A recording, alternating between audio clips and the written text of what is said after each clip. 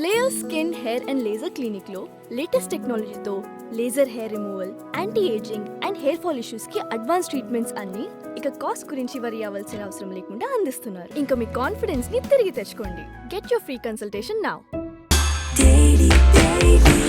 Taste Daily. Taste the Daily. Srinivas గారు నమస్తే అండి. నమస్కారం, అందరికీ నమస్కారం అండి. సార్, ముందుగా ఈ కల్తీ నెయ్యికి సంబంధించిన ఎపిసోడ్లో సిట్ కోర్టులో ఛార్జ్ షీట్ దాఖలు చేసిందండి. ఆ దాఖలు చేసిన తర్వాత వైసీపీ వాళ్ళు వరుస పెట్టి ప్రెస్ మీట్లు పెడుతున్నారు. అదిగో చూసారా, పశువుల కొవ్వు కలవలేదు అని చెప్పేసి సిట్ చెప్పింది అని చెప్పేసి అని ఓ పక్కన ప్రభుత్వానికి కూడా వీళ్ళు లేఖ పంపించారు. సిట్ వాళ్ళు అడల్ట్రేషన్ జరిగింది అని చెప్పి దానికి సంబంధించి ఎక్కడా మాటలు లేవు. సో ఈ కల్తీ నెయ్యి ఎపిసోడ్ ఎలా ఉండగా దీనికి సంబంధించి ఫ్లెక్సీలు అనేవి పెట్టారు. అవునండి. ఈ ఫ్లెక్సీలు పెడితే ఆ ఫ్లెక్సీల వివాదం ఎలా వచ్చింది అంటే, మేమేదో గుళ్ళో పూజలు చేయాలి అని చెప్పేసి మాజీ మంత్రి అంబటి రాంబాబు వెళ్ళటం, అక్కడికి వెళ్ళిన తర్వాత 24 గంటలు టైం ఇస్తున్నాను, ఆ ఫ్లెక్సీ కనుక తీయకపోతే మళ్ళీ రేపు వస్తాను అది అని చెప్పేసి అక్కడ ఆ వివాదం సంగతి మీకు తెలియదేం కాదు, ఇది జరుగుతున్న ఎపిసోడ్. సో ఈ నేపథ్యంలో అసలు ఏంటంటారు? నేను మీకు ఇది ఇస్తున్నాను. మీతో పాటు అందరికీ కూడా వీక్షకులందరికీ నమస్కారం. స్వతంత్ర వ్యక్తిత్వం ఉన్న వాళ్ళు కొంచెం అబ్జర్వ్ చేయండి. వీరాభిమానాలు, పార్టీ అభిమానాలు ప్రక్కన పార్టీ అభిమానాలు, కులగజ్జి, మత పిచ్చి బాగా ఉన్నవాళ్ళు వీడియో దూరంగా ఉంటే మంచిది. ఓకే, ఎందుకు వాళ్ళ గురించి దృష్ట్యా చెప్తున్నాను. తెలుగు జాతి మీద అభిమానం ఉన్నవాళ్ళు దయచేసి భవిష్యత్తు మీద, భగవంతుని మీద కొంతన్నా మా వెంకటేశ్వర స్వామి అనే భావన మీ అందరికీ ఉన్నట్టు వాళ్ళకు ఉంటే కనుక వస్తాయండి. ఇది లడ్డు మీద మీరు ఆ రోజు నేషనల్ డైరీ డెవలప్మెంట్ బోర్డు ఇచ్చిన తీర్పు, ఎన్డీటీబీ సారీ అదే రిపోర్టు, ఈ ఛార్జ్ షీట్లో ఏదో ఒక సైడ్ మాట్లాడాలనుకుంటే మనం కుదరదండి. మన ఛానల్స్లో అన్నా నిజాయితీగా వాస్తవం అని చెప్తాం. ఎప్పటి నుంచో కల్తీ, మీరు కల్తీ నెయ్యి అని జరిగింది. అసలు నెయ్యిలో కల్తీ ఎక్కడ జరిగిందండి? నాకు అర్థం కాదు. నెయ్యే లేదు, అసలు నెయ్యే లేదు. నెయ్యి ఉంటే కల్తీ అని, నెయ్యి లేకుండా కల్తీ లేదండి. నెయ్యి లాంటి పదార్థం, ఆ నెయ్యి లేని ఒక సింథటిక్ లేదా వెజిటబుల్ ఫ్యాట్ కలిసి సింథటిక్ మిశ్రమాల ఒక సప్లై చేశారు. కల్తీ నెయ్యి అనమాట. కల్తీ నెయ్యి అంటేనే తప్పండి. అదో టైటిల్ పెడుతున్నారు, నెయ్యిలో కల్తీ జరిగింది. కల్తీ నెయ్యే సప్లై చేయలేదు అంటున్నాను. పాయింట్, చాలా కాలం నుంచి నెయ్యి కొనుగోలు, ఒక్కోసారి నెయ్యి కాదు ఏ వస్తువు కొనుగోలు అన్నా స్టాండర్డ్ ప్రకారం లేకపోతే ల్యాబ్ పెట్టారు కాబట్టి అక్కడ లేదా చిన్నది మిగతాది రిపోర్ట్స్ పంపిస్తారు. వాళ్ళు రిపోర్ట్ వచ్చిన తర్వాత వాడతారు, లేకపోతే బయట పక్కన రిటర్న్ చేస్తారు. ఇంతకుముందు కూడా 2017లో కూడా జరిగింది, 18లో జరిగినా 19 జరిగినా పంపిస్తూ ఉన్నారు. అలాగే 2024లో అది చూసినప్పుడు ఇలాగా దాంట్లో ఇలాగా కల్తీ జరిగిందని సుప్రీంకోర్టు వాళ్ళు చెప్పింది ఏంటంటే, మతపరంగా సెంటిమెంట్ కాబట్టి రాజకీయ నాయకులు మాట్లాడొద్దని రిస్ట్రిక్ట్ చేసింది. అవును, దాని మీద పెట్టుకుని 2 విషయాలు చెప్పింది. దాంట్లో అది అసలు కల్తీ అది అసలు నెయ్యే కాదు, దిక్కుమాలింది, దుర్మార్గం జరిగిందని కన్ఫర్మ్ చేసింది. దాని మీద సైలెన్స్, మాట్లాడలేదు. రెండోది, ఆ జంతువు కొవ్వు ఏదైతే ఉందో దాంట్లో ఈ ల్యాబొరేటరీలో లేదు, కానీ ఇంతకుముందు national dairy development government of India Kashi government సంబంధించిన దానికి పంపించారు ఏదైతే ఉందో, దాంట్లో మాత్రం అప్పుడు మాత్రం 2 శాంపుల్స్ తీసుకుంటే దాంట్లో జంతు కొవ్వు ఉందని రిపోర్ట్లో సిబిఐకి ఇచ్చిన ఛార్జ్ షీట్లో పేజీ నెంబర్ 35లో సిబిఐ సిట్ వేసింది. యాక్చువల్గా 2024 సెప్టెంబర్లో ఈ రిపోర్ట్ రాగానే ముఖ్యమంత్రి గారు మాట్లాడతా కడానా జంతు కూడా కలిసిందని బాధతో మాట్లాడారు.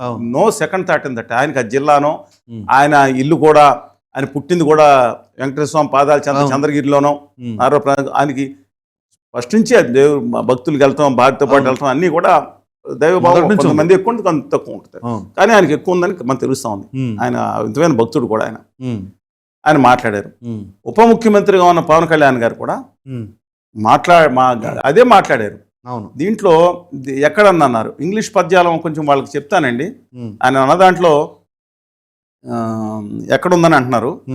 నేను వాళ్ళు ఇచ్చిన రిపోర్ట్లో ఒకటి ఫస్ట్ దాంట్లో ఈక్వేషన్ నెంబర్ 1లో సోయాబీన్, సన్ఫ్లవర్ ఆయిల్, తర్వాత cotton seed and fish oil, అంటే ఆయన చెప్పినట్టు ఫిష్ ఆయిల్ ఉంది.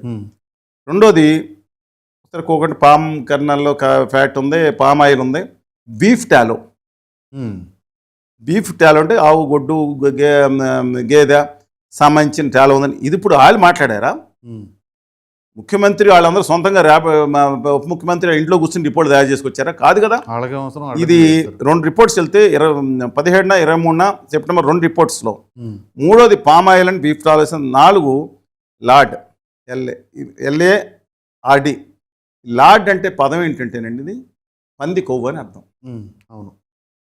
దీంట్లో లేనిది ఏం మాట్లాడారు?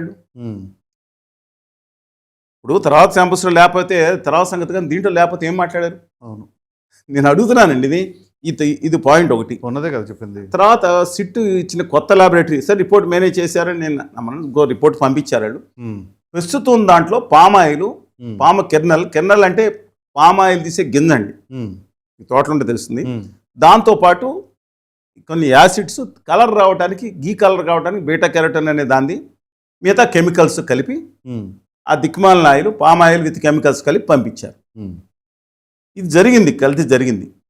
అసలు ఏమీ జరగనట్టు ఒకళ్ళు. ఇది చాలా ప్రమాదకరంగా ఉందండి పరిస్థితి. అదే అసలు దీంట్లో నాకు అర్థం కాదు. ఈ దిక్కుమాలిన రాజకీయ పార్టీలు కొన్ని అది ఎట్టా పోతే మనకెందుకండి నాకు అర్థం కాదు. వెంకటేశ్వర స్వామి భక్తులు మనోభావాలు పట్టించుకోవట్లేదు. వీళ్ళని పక్కన పడేసి వీళ్ళు డ్యాన్స్ అదే హడావిడి ఏంటి నాకు అర్థం కాదు. ఈ మా కళ్యాణ్ బాబు గారు కొంత అతి చేశారు. No second thought in that. వెళ్ళి వెంకటేశ్వర స్వామి యొక్క ప్రసాదాన్ని, పవిత్రతని తగ్గించే విధంగా ఆయన అయోధ్య దేవాలయానికి 100,000 సంవత్సరాలకు అయోధ్య దేవాలయానికి పంపించాం. అందుకే నేను సనాతన బోర్డు ఆదాని గారిని ఏమన్నాను, సనాతన బోర్డు అడుగుతాను, దీనికి లింక్ పెట్టి సనాతన బోర్డు పెడతాం. దానికి అతిగా ఇంకొంచెం ముందుకెళ్ళిపోయి అయోధ్యకి వెళ్ళి మేము ఇంతవరకు లార్డ్ బాలాజీ ఏంటంటే మేము వెంకటస్వామి ఉండే బాలాజీ హిందీ వాళ్ళు బాలాజీ ఇక్కడ నుంచి we'll go back to Ayodhya అన్నది. ఎందుకు వెళ్ళిపోవాలి? ఆయన కుటుంబం అంతా ఇక్కడే కదా. సరే వాళ్ళ భక్తులను, వాళ్ళ నాన్నగారికి అందరికి భక్తి లేకపోతే వేరే సంగతి. వెంకటస్వామి ఎంత తగ్గిస్తే అది తప్పు జరిగింది. సరే కమింగ్ బ్యాక్, కానీ దాన్ని అడ్డం పెట్టుకుని అలా కల్తీ జరగలేదని దుర్మార్గం ఏంటండి? కల్తీ అనేది ఇంతకు ముందుగా జరగదు. కల్తీ అనేది కాదు, దొంగ నెయ్యే సప్లై, నెయ్యి కాదు అది, ఒక వేరేది సప్లై చేశారు. ఇది దుర్మార్గం, పాపం. దీంట్లో 250 కోట్ల రూపాయలు విషయంలో జరిగిందని చెప్పి అది మాట్లాడరేంటి? అదే కదా నాకు విచిత్రంగా ఉందండి. అసలు 250 కోట్ల రూపాయలు ఇన్ని కోట్ల లడ్డూలు చేసి పంపించారే అంటే ఏమి జరగలేదంటారేంటి? దాంట్లో అవినీతి జరిగిందని చెప్తే ఆల్రెడీ సీజ్ చేస్తున్నారు, అమౌంట్లు కూడా సీజ్ చేశారు.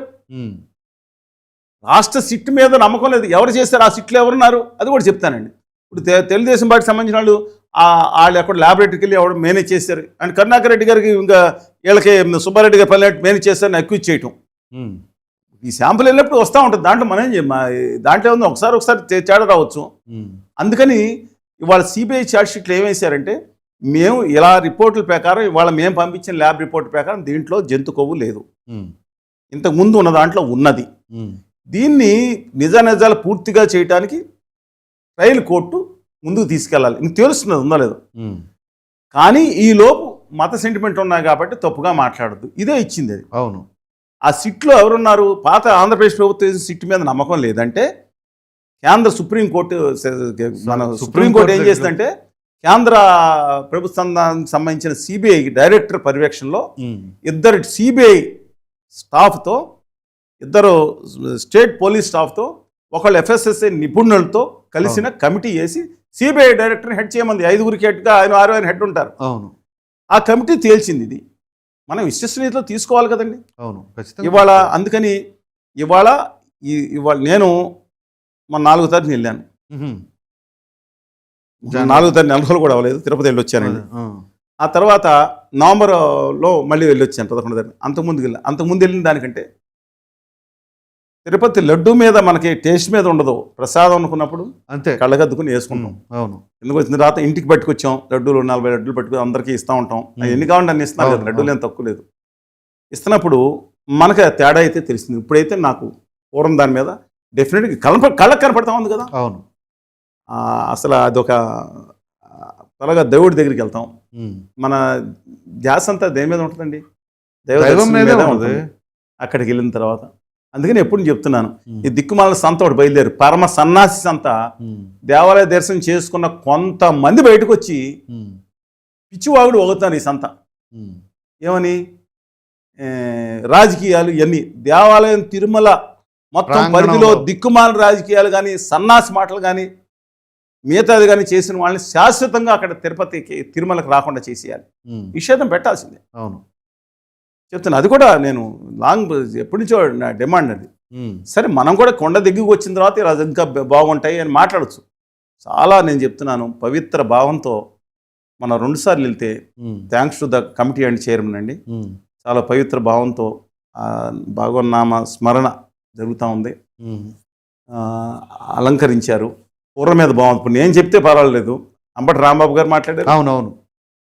తర్వాత ఆయన మాట నేను అన్నాను, మామూలుగా అన్నానని మాట మార్చారు. ఎక్కడి నుంచి తాకీదులు వచ్చి ఉంటాయి. నెక్స్ట్ రోజమ్మ గారు కూడా మాట్లాడారు. ఎవరన్నా మాట్లాడతారు, వెళ్ళింది భక్తి కోసం కదా, నీకు 24 గంటలు తిట్టడం కోసం అక్కడ కూడా మార్చేసి అది మార్చి. అందువల్ల మనం అంతకుముందు కరుణాకర్ రెడ్డి గారు చేసిన నేను తప్పడినాం, ఎవరికాళ్ళు మంచి చేయడానికే చూశారు. ఒకవేళ దుర్మార్గం చేయడానికి చూస్తే నెగ్గు తేల్చి ఎవరు చేసినా వాళ్ళు చేసినా, అంతకుముందు ఎంతోమంది చేశారు. పివిఆర్ ప్రసాద్ గారు చేశారు చైర్మన్ కింద. అందువల్ల ఆదికేశ్వర నాయుడు గారు చేశారు భక్తిదావంతో. మా పెద్దలు పరిచయస్తులు కనుమూరు బాపిరాజు గారు చేశారు. వాళ్ళ బంధువులు వికేడి కనకరాజు గారు చేశారు. మళ్ళీ జీవికే రంగరాజు గారు చేశారు మా జిల్లాలో, మా ఊరి పక్కన సంబంధించిన అందరూ. అందువల్ల భక్తిభావం తిరుపతి వెంకటేశ్వర స్వామి పవర్ఫుల్ దేవుడు. డెఫినెట్గా తప్పు చేసిన వాళ్ళని శిక్ష కూడా ఖచ్చితంగా, దుర్మార్గం చేస్తే ఖచ్చితమైన శిక్ష వేస్తారని కూడా. అయితే ఇప్పుడు ఈ అంబటి రాంబాబు ఎపిసోడ్ గురించి చెప్పండి. ఆయన ఫ్లెక్సీ అని అక్కడికి వెళ్ళి మాట్లాడు, ఒక పక్కన ప్రచారం చేయకూడదని చెప్పారు, వీళ్ళు ఫ్లెక్సీ చేశారు. ఎందుకని చేసేవారు అంటే వాళ్ళు అడ్డంగా ప్రచారం చేస్తున్నారు కదా, వాళ్ళు ఏమీ జరగలేదని. కల్తీ జరిగిన మాట వాస్తవం, జంతుకోవని మేము వేయలేదు. చేస్తే రాంబాబు గారు అక్కడికి వెళ్ళటం, అక్కడ గట్టిగా మాట్లాడటం, ఆయన మీద మిగతా వాళ్ళు అడ్డుకుంటాం, ఆయన దానికి ఇది రావటం. ఆ తర్వాత ఒక మహిళ మాట్లాడతా, తర్వాత ఈయన తిట్టారు, చంద్రబాబు నాయుడు గారిని తిట్టారని కానీ ఆవిడ మాట్లాడతాం. మీడియా ఎలా ఉందంటే అండి, ఎవరు కావాల్సిన మీడియా అది ముందు జరిగిందంటే ఈయన రియాక్షన్ తర్వాత జరిగిందంట. కళ్ళకి ఏం జరిగిందో జనం కనపడుతుంది. ఏందండి నాకు అర్థం కాదు. వెర్బల్ డయరీ అంటారు, తెలుసు కదా, నోటి విరోచనాలు అంటారు. దీనికి పాల్పడటం కొంతమంది దుర్మార్గకరంగా ఉంది. నేను చెప్తున్నాను, ఇలా తిట్లు తిట్టే మొగాళ్ళకి సిగ్గు లజ్జ ఉండదండి. ఆయన అంటలేదు, ఇప్పుడు కామెంట్ సెక్షన్లో కూడా బూతులు రాస్తారు కదా, అమ్మాయి బూతులు రాసిన వాళ్ళకి సిగ్గు లజ్జ ఉండదా? ప్రశ్నిస్తున్నా, సిగ్గు ఉంటే గనక వాళ్ళ ఆ తల్లుల పేరు తీసుకొస్తారు. ఏ విధంగా అమ్మనమ్మ గారికి, ఏ విధంగా లక్ష్మమ్మ గారికి ఏ విధంగా సంబంధం అండి? వాళ్ళ తల్లులు తీసుకోవాలి. సిగ్గులు రాజకీయ నాయకులు, మగ రాజకీయ నాయకులు సిగ్గుంటే వాళ్ళు వెళ్ళి వాళ్ళతో మాట్లాడుకోమనండి. వాళ్ళ తల్లుల పేర్లు వెళ్ళి తల్లుల పేర్లు పెడతారు. నేను ఖచ్చితంగా తిడుతున్నాను వాళ్ళని. సిగ్గు లజ్జ లేని బ్యాచ్ అంటున్నాను నేను. ఎవరైనా సరే, వాళ్ళు ఎవరు తిట్టినా, మహిళలు తిట్టినా తల్లి పేర్లు తీసుకొస్తారండి. పైగా ఆయన ఇంకా తప్పు మాట మాట్లాడారు. ఇప్పుడు ప్రతిఘటన సినిమా చూశారు, దాంట్లో విజయశాంతి పాట ఉంది. ఏమనుకుంటున్నావయ్యా నువ్వు, అది నీ జన్మస్థలంలో ఎదన్నారు యాదవా, సిగ్గులేని యాదవల్లారా అని చెప్పి ఆ రోజు పాట టీ కృష్ణ గారు. అవునవును, ఎక్కడ దాకా వెళ్ళిపోయారు? అసలు ఎందుకు పట్టించుకోవట్లేదు? మనం మాట్లాడకూడదు కాబట్టి మాట్లాడతా, అక్కడ దాకా కూడా మాట్లాడారైనా. దీనికి చంద్రబాబు నాయుడు గారు చంద్రబాబు నాయుడు గారు కూడా ఎవరు ఇచ్చారు ఈ టైటిలింగ్ యాక్ట్, నువ్వు ఈ బొమ్మ వేసుకున్నా నీ అమ్మ మొగుడు ఇచ్చాడని, నీ నానమ్మ మొగుడు ఇచ్చాడని చెప్పి జగన్మోహన్ రెడ్డి గారు అన్న వీడియో ఉంది. పవన్ కళ్యాణ్ గారు కూడా అది మాట్లాడారు, ఆ విధంగా నీ అమ్మ మొగుడు ఇచ్చాడని మాట్లాడారు. అది కూడా అనుచితమైన పదజాలం, ఎవరు సమర్థించరు. జగన్మోహన్ రెడ్డి గారిని తల్లి పేరు పెట్టి ప్రభాకర్ రెడ్డి గారు తిట్టారు, దాని మీద గట్టిగా ఖండించాం, ఆయన క్షమాపణ చెప్పారు. రాజశేఖర రెడ్డి గారు ఉత్తుపుణ్యానికి అసెంబ్లీలో మాట్లాడతా చంద్రబాబు నాయుడు గారు నీ అమ్మ కడుపుని ఎలా పుట్టావు నేను అనిపిస్తాననే పద్ధతికి వెళ్ళిపోయారంటే అత్యంత బాధాకరం. కానీ ఆయన విజ్ఞత ఉంది కాబట్టి నేను ఇది అనకుండా ఉండాల్సింది. నేను తొందరపడి అన్నాను. విజ్ఞత మాట మనిషి ఎప్పుడు కూడా ఒకటి చెప్తానండి, బూతులు మాట్లాడతానికి ఇంకోటి మాట్లాడే శక్తి అవసరం లేదు, కంట్రోల్ చేసుకున్న శక్తి కావాలి. కరెక్ట్. నేను గట్టిగా మాట్లాడి దానికి తక్కువ శక్తి దానికేంటి అవసరం? బూతులు మాట్లాడతాం, పరుషంగా మాట్లాడచ్చు, గట్టిగా నిలదీయటం వేరే సంగతి. అందువల్ల ఇది తప్పు. నిర్ద్వందంగా ఖండించిన వైఎస్ఆర్ కాంగ్రెస్ పార్టీ కూడా మొట్టమొదటి చేయాల్సిన పని ఖచ్చితంగా అది ఖండించాలి. ఫస్ట్ చేస్తే విశ్వసనీయత ఉండేది. కానీ జగన్మోహన్ రెడ్డి గారి వీడియో ఒకటి నాకు వచ్చింది. ఇంతకుముందు ఆఫీస్ మీద దాడి చేసి బూతులు తిడి అని జరిగితే ఏం చేస్తాం? మమ్మల్ని ఏమైనా తిడితే అభిమానులు వాళ్ళకి బీపీలు పెరిగిపోతాయి, వాళ్ళు అలా ప్రతిస్పందిస్తారు రాష్ట్రంలో ఎక్కడన్నా. ఇది ఆయన అన్న మాట ఆయన ఖండించడానికి అర్హత ఉంటుంది. మేము ఆ రోజు ఖండించాం. అవును ఈ రోజు ఖండిస్తున్నాం. అవును కరెక్ట్. ఇదే రోజు ఫిబ్రవరి 2వ తారీఖున పట్టాభి గారిని ఎత్తుకుపోయారు. ఆయన కడ్రాయర్ తీసి చేసుకున్నారు. అవును కడ్రాయర్ అదే కాకుండా మిగతా అంతా తీసుకొచ్చి చూపించారు ఇలా ఉందని. అంటే ఏ పరిస్థితికి వెళ్ళిపోయారు? బహిరంగ పరిస్థితిలో ఒక ఎంపీ రఘురామకృష్ణరాజు గారిని, ఆయన ఎలాంటి మనిషి అంటే జగన్ గారి కోసం ఎంత కేసులు కూడా పెట్టించుకున్నారు ఆయన. జేడి లక్ష్మణ్ గారు, ఇంకో పత్రిక యజమాని, వీళ్ళందరూ కుమ్ముక్కి అయిపోయారు. చంద్రబాబు గుంకుపోయి అమాయకమైన జగన్ని వేధించడానికి చూస్తున్నారని కాల్ రికార్డులు తీసుకొచ్చి ఆయన సిబిఐ ఎంక్వైరీలో మొత్తం ఆ దమే కేసులు బిఎస్ఎన్ తీసుకొచ్చి కేసులు ఫేస్ చేశారని జగన్ గారి కోసం ఎంతకన్నా తెగించే సిచ్యువేషన్ వెళ్ళిపోయారు. ఆ రోజు చంద్రబాబు నాయుడు గారు చేసిన దుర్మార్గాలని అన్నింటినీ అని చెప్పి ఎండగట్టిన మనిషి ఆయన. తీసుకెళ్ళి ఆయన పార్టీ సీట్ ఇచ్చిన తర్వాత ఏదో 20 కోట్లు తగ్గు వచ్చిందో నాకు ఏదో వచ్చింది, ఏదో జరగనివ్వండి, ఈగో ప్రాబ్లం జరిగింది. ఒక ఎంపీని మా ఎంపీ ఎవరుగా పక్కన పెట్టిన సిట్టింగ్ ఎంపీని తీసుకెళ్ళి కొట్టే నేనే నమ్మలేదు. నిజంగా ఒక క్షణం అంత కొట్టరేమో కదండి, నేను చెప్తున్నారేమో అనుకున్నా. కానీ తర్వాత ఆ సంఘటనలు చూస్తూ ఉంటే ఇవాళ ఆయన్ని 2 కాళ్ళు ఎత్తి కొట్టారంటే కింద ఎంత ఘోరంగా ట్రోలింగ్ చేశారంటే, రాంబాబు గారు 2 కాళ్ళు విడదీశారని వాళ్ళు స్టేట్మెంట్ ఇచ్చారని అని ఇచ్చారని వచ్చింది పత్రికల్లో. దీన్ని ఎంత ఏళన చేస్తున్నారు, ఆయన మీద ఎంత ఏళన చేశారండి. అవునండి, రాజకీయాల్లో ఇవాళ విలువలు ఉన్నాయి ఏంటంటే, చెప్తున్నాను నేను ఖచ్చితంగా చెప్తున్నాను, రాజకీయాలు విలువలు ఉన్నాయంటే ఈ రాజకీయ అంటే వీళ్ళ వ్యక్తిగతాల గురించి నాకు అనవసరం, కానీ ఇవాళ దుర్మార్గం జరుగుతుందన్న సందర్భంలో స్పందించకపోతే ఎలాగండి. రఘురామకృష్ణరాజు గారి మీద దాన్ని స్పందించాం, అవునవును, చంద్రబాబు నాయుడు అరెస్ట్ చేస్తే స్పందించాం, నిజంగా చెప్తున్నాను. ఇక దాంతోపాటుగా మరో మాజీ మంత్రి జోగి రమేష్, ఆయన కూడా కొంచెం బయటకు వచ్చారో లేదు మొదలు పెట్టేశాడు అప్పటికే. దాని ముందు కూడా ఒకటి చెప్తున్నాను, మిమ్మల్ని కూడా ఏదో మాట అన్నారు కదా ఆయన జోగి రమేష్ గారు అన్నారు, సరే మాట్లాడతాను. దాని ముందు ఒకటి, ఏదైతే రాంబాబు గారు తక్షణమే బేషరతుగా రాంబాబు గారు వైఎస్ఆర్ కాంగ్రెస్ పార్టీ కూడా బేషరతు క్షమాపణ చెప్పాలి. ఓకే, ఆంధ్రప్రదేశ్ రాష్ట్ర ప్రభుత్వం ఏదైతే ఉందో నిర్బంధంగా క్షమాపణ చెప్పడమే కాకుండా ఆయన ఇంటి మీద జరిగిన దాడికి జవాబుదారీ తీసుకోవాల్సిందే. ఇది మీరు భౌతిక దాడులనే దుర్మార్గం అంతకుముందు చేయారు, ఆవేశం చెందారంటే రేపొద్దున మీకు దానికి 3 రెట్లు ఎక్కువ రేపొద్దున గవర్నమెంట్ మాత్రం వస్తే మీకు ఖండించే అర్హత ఉండదు నేను చెప్తున్నాను.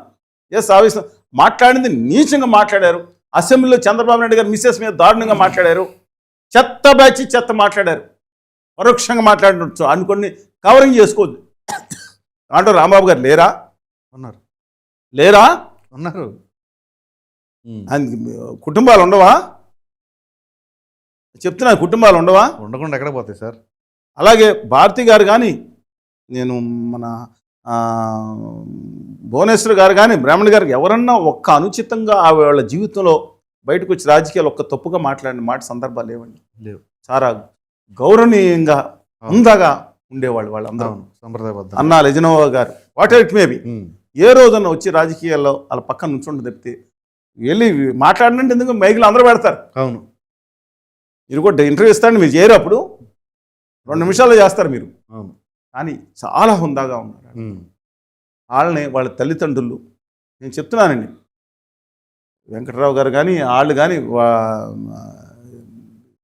అర్జున్ నాయుడు గారు కానీ ఎవరన్నా సరే అండి, హుందాగా ఉండే మనుషుల్ని అలా చేయటం మంచి పద్ధతి కాదు. అందువల్ల కానీ రాష్ట్ర ప్రభుత్వం కూడా భౌతిక దాడులు అనేది దుర్మార్గం, ఖండించాలి. చేసిన వాళ్ళని మీద ఖచ్చితమైన చర్యలు తీసుకోమని చెప్పి రాష్ట్ర ప్రభుత్వాన్ని 2 కూడా ఇన్ఫార్మ్ చేస్తారు. రైట్, అదే ఇందాక మిమ్మల్ని అడిగిన జోగి రమేష్ గారు లాంగ్ బ్యాక్ ఆంధ్ర తెలంగాణ ఉద్యమాల్లో 70 సంవత్సరాల నుంచి 2 ఉద్యమాలు సాగుతుంటే నేను ఒక మంచి ప్రయత్నం చేసి, కొండా లక్ష్మణరావుజీ గారు ఎప్పుడు కూడా ఆంధ్ర అది ఎప్పుడు తప్పుగా మాట్లాడరు, ఆయనతో కలిసి కొంత ప్రయాణం చేసాం, మా ఇబ్బందులు ఉన్నాయని చెప్పాను. 2 రాష్ట్రాల్లో పోలవరం ప్రాజెక్టు సహా హైదరాబాద్ నగర నిర్మాణం మీద నేను ఒక ఇంటలెక్చువల్స్ తరఫున, ప్రజాసేవకులు, ప్రొఫెసర్లు అందరి తరఫున ఒక సమావేశం ఏర్పాటు చేస్తే ఎక్కడోడు చాలా ఆక్షేపణీయంగా మాట్లాడారు జోగి రమేష్ గారు నన్ను. నేను ఎప్పుడు ఆయన గురించి కానీ ఎవరి గురించి తప్పుగా మాట్లాడాను. నేను ఒక మంచి ప్రయత్నం చేశాను, మీరు చేయలేకపోయారు, మీరు అధికారంలో ఉండి మీరు చేయలేకపోయారు, నేను ప్రయత్నం చేశాను. మంచి చేశాను, ఒకవేళ విభజన జరగకూడదు, జరిగితే ఏం కావాలి, పోలవరం ప్రాజెక్ట్ అవును. డెఫినెట్గా కేంద్ర ప్రభుత్వం ముందర అనుమతి ఇచ్చేయాలి. మా ప్రయత్నం ఏముందో నాకు తెలుసు. జీవితం పడగ పెట్టాం, ఆ రోజు డ్యాన్సులు చేసుకుంటూ ఉండే వాళ్ళకి ఏం తెలుస్తుందండి? చాలా బాధగా చెప్తున్నాను. వైపీ రాజప్రసాద్ గారు మాట్లాడే ఇద్దరు ఒకటే, కాంగ్రెస్ అని తెలుగుదేశం. ఆ రోజు ఎంతో విచిత్రమైన నాకు అర్థం కాదు. వీళ్ళు సమైక్యాంధ్ర, వీళ్ళు వ్యవహారకర్తలు అయిపోనండి. సో జోగి రమేష్ గారి విషయంలో మాత్రం అండి, ఆయన మనుషులను తీసుకుని నిన్న సకల శాఖ మంత్రి, మాజీ సకల శాఖ మంత్రి గారు, ఇప్పుడు సకల శాఖ మంత్రి లోకేష్ గారు అన్నారు, ఎక్సెప్ట్ కళ్యాణ్ బాబు డిపార్ట్మెంట్ చెప్తే, అప్పుడు ఈయన మంత్రిగా ఉండి సకల శాఖ మంత్రి, ఆయన మంత్రి లేకుండా సకల శాఖ మంత్రి సజ్జల గారు మాట్లాడతా ఏం చేశారు జోగి రమేష్ గారు? అప్పుడు ఒక అరగంట గంట వెళ్ళి ఎంతో చేసుకొచ్చారు, ఇలాగే మాట్లాడారు. మీరు చూడండి, ఇంటర్వ్యూ చేయండి. పైగా ఆయన ఈయన 5 గంటల పాటు రోడ్డు మీద వీళ్ళు ఎంత యుద్ధం చేశారు రాంబాబు గారి మీద. నేను ఒకటి చెప్తున్నానండి, ఒక ముఖ్యమంత్రి ప్రతిపక్ష నేత ఇంటి మీదకి దాడికి వెళ్ళటం, మనం వెళ్ళపోయిన దాడి, ఆయన ఉన్నారా ఇంకొకరు జనాలు తెలియదండి, ఎవరి కార్యాలయం నుంచి ఎక్కడికి వెళ్ళారు వెళ్ళటం అబ్సల్యూట్గా తప్పు. ఆయన తిట్టిన విధానం కూడా తప్పు. ఒక దుర్భాష ఆడితే కేసు పెట్టి లోపల పెట్టేయమని నేను అంటలేదండి, కానీ విధానం సరైనది కాదు. మీరు ఏం చేశారు? వెంటనే ఆయన మంత్రి పదవి ఇచ్చారు. ఇచ్చిన వెంటనే జనం ఏమనుకుంటారు? ఆ మోమారెడ్డి గారు పక్కన రోజమ్మ గారి దగ్గరికి వచ్చి చంద్రబాబు బాగా తిట్టమంటున్నాడు, జగన్ గారు తిట్టమంటున్నాడు, బయట పబ్లిక్ లో కూడా చెప్పి దొరికింది కదా, బయట కూడా వచ్చింది కదా. బాగా పరిచయిస్తున్నారు, నాకు చాలా హుందాగల మనిషి అండి, అది వేరే విషయం. ఐ నో హిమ్, ఇలా 30 ఏళ్ళ నుంచి పరిచయం. మొన్న కూడా కలిశాను, కొంచెం ఆరోగ్యం బాగాలేదంటే. వాళ్ళ కుటుంబాలు అంతా తెలుసు నాకు. సరే, coming back what ever maybe, ఆయన తెలుగుదేశం ఉన్నప్పుడు తెలుసు, ప్రజారాజ్యం విషయంలో మాట్లాడినప్పుడు కూడా తెలుసు నాకు, ఆయన అప్పుడు వెళ్ళపోయినా.